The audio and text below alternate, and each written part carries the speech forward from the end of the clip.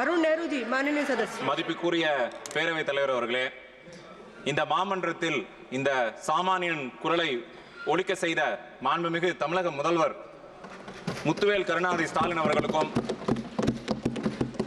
மாண்புமிகு உதயநிதி ஸ்டாலின் அவர்களுக்கும் மற்றும் பெரம்பலூர் நாடாளுமன்ற தொகுதியின் மக்களுக்கு என் நன்றியை தெரிவித்துக் கொள்கிறேன். அதிகாரத்தில் இருப்பவர்கள் கூட்டாக செயல்பட வேண்டும் என்று கூறிய இந்த தேச மக்களுக்கு என் முதல் நன்றியை தெரிவித்துக் கொள்கிறேன். Madam, I'd like to start with something that's very fundamental to the constitution of this country, madam.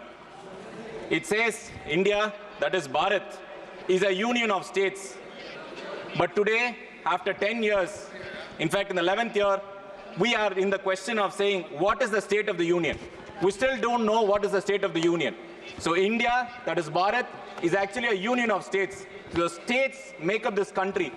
And what the finance minister has done is ask us the question, what is the state of this union?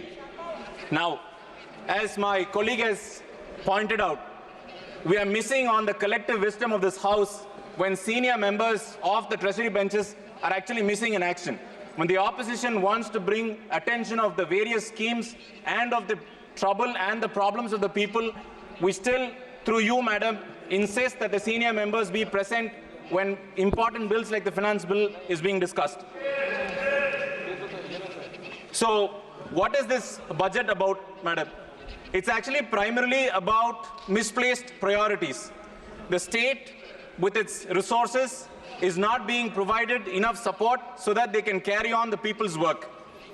I will go point by point, madam. So, a lot has been talked about job creation, and the finance minister, honorable finance minister, has been forthcoming with providing training for youngsters. And now what she has failed to address is that the majority of the youth is not in the formal sector. The total EPFO paying customers is only 3.05, whereas the total workforce is above 45 crore people. So what is being spoken about in the budget is less than 5% of the actual workforce. And the amount of companies, the formal companies actually paying EPF is actually much lesser than that.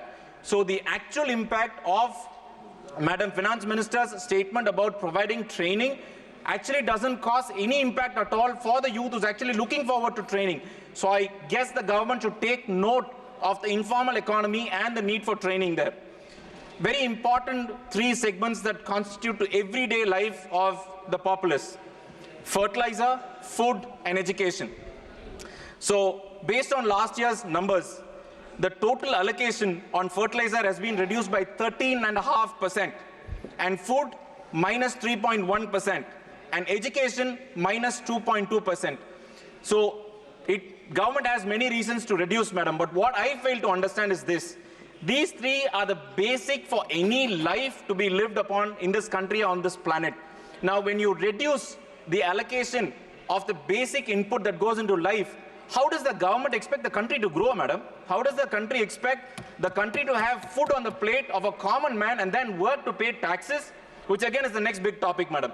But how can they pay with all the basic things reduced? I think the government should take proper care of actually allocating resources. Now, the very important segment, education. Now, the finance minister is going on about, and the education minister and the HRD minister have been going on about the resource allocation, and then the NEET issue, and saying that the central government is actually taking care of the people. What I fail to understand is very two important things. What the opposition is talking about is outcome, and what the treasury benches and the government is talking about is output. Now, let me go with an example, madam. So the central government says that they have brought about transparency and they've brought about equality in education, right? They might have talked only about the process. Yes, they have bought in the exam. Yes, they have gotten, QR codes to let students in. And yes, there are a lot of harassment issues before the student actually makes it to the exam. There's so many issues. That's the output. What we are talking about is the outcome. What does the outcome talk about? The outcome talks about a fair chance a common man in this country can get to make it to the medical exam and to serve the people of this country. They're not talking about outcome at all. They're only talking about output. The process is great. We're not talking about the process, but the process is unfair. So the point from the opposition benches is, don't try to justify an unfair system saying that it follows procedure. The procedure can be wrong, madam. Please listen to the opposition. Number of people from my constituency, in fact, in the honor of Anita, a student who should have been here with me, or a doctor in Tamil Nadu is missing because of the bad policies of this government. So please take note and please get the outcome right. Don't forget about the output. I'll also tell you an analogy, madam. So number of members here have asked about highways, national highways, which is really good for the country, right? So here we go, building national highways all across the country. Now we have very good highways across the place. Now you have opened a new highway, right? That's the output. What's the outcome? Now if you have 50 accidents or 50 deaths in a year, that is the outcome. So what we are talking about it, please avoid the deaths. There's no use building a 4-lane highway so that people die faster. So what you're trying to do in NEET is actually push the inequality in the name of the process. So please open your eyes. There are people who are really suffering, and there's a lot of inequality in the system. Before it gets out of hand, please open your eyes and get a fair chance to each one of the individuals who are really needy. Now, there are a lot of talk about the middle class, right? A very important point for the treasury benches and the ruling party to note is this, that 3% of the vote of the middle class shifted from the BJP to the India Alliance. And you would know that the finance minister actually again misplaced a priority in actually addressing the middle class. What have you done to the middle class? The middle class earns its rents, the salaried people, hardworking people, put their resources in two very important things, madam, or three, right? You have gold, you have real estate, and you have stocks, right? And the government has been pushing, saying that you're going to increase the width and the depth of the market. And what they have done is basically taken away all possible deductions that every common man before paying taxes calculates very vigorously, right? What have you done? So section 80D, which provides for deductions across for the salaried classes, actually remain flat. And as my colleague pointed out, based on inflation, it's actually minus now. By remaining flat, your deduction is actually reduced, but you're actually paying more taxes. So the middle class is actually being punished for being honest. So I think the misplaced priority on taxation must actually be addressed by the treasury benches. Now, one of the things that I'm really puzzled about is when the Honorable Finance Minister talks about cess. And not all of the members would know, but I would want everyone to be educated on cess. So taxes, indirect taxes and direct taxes, there's separation of powers. The resource allocation to state is being made by, eminent institutions like the Niti Aayog. What cess does is, it goes only to the central government, only to the union government. And the union government decides which states get what. And hence, the amount of cess increase in the last 10 years, madam, is actually increased by 10 times, madam, 10 times. It's not 1%, 2%, 10 times. And what are these 10 times mean about? You're actually taking away states' resources. And do you think it's fair for the states to come ask that cess amount? I don't think it should even be asked, first of all. So the government should take note that you're providing a direct taxation, indirect taxation, and something else totally different, madam.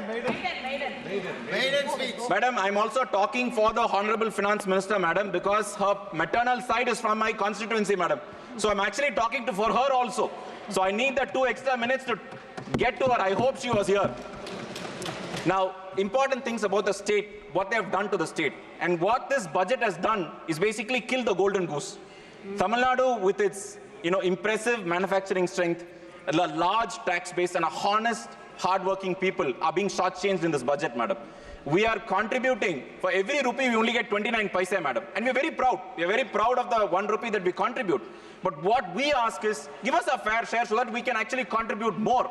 We're not complaining about not receiving less, but we are saying you're not giving us a fair share. And very importantly, relief and rehabilitation. You have seen in the last year that there were so many states that are being affected by natural calamities. And Cyclone Michang, which affected Chennai, and the heavy rainfall which affected Thoothukudi and the other district, were 100-year rainfall, madam.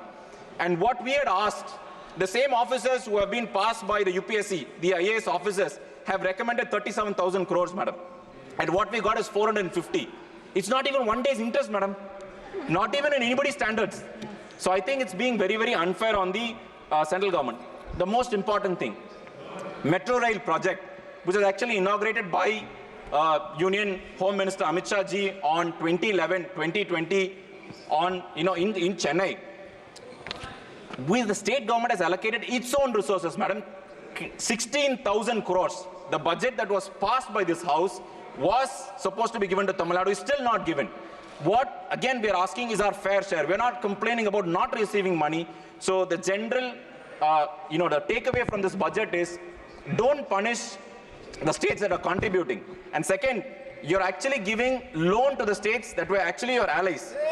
And last but not least, last point, madam. The last point is the government has come up with a new East policy. The new East is Odisha, you have Bihar and Andhra. I don't know what kind of East that is. But as long as any of the East covers Tamil Nadu also, I will also join the bandwagon, madam.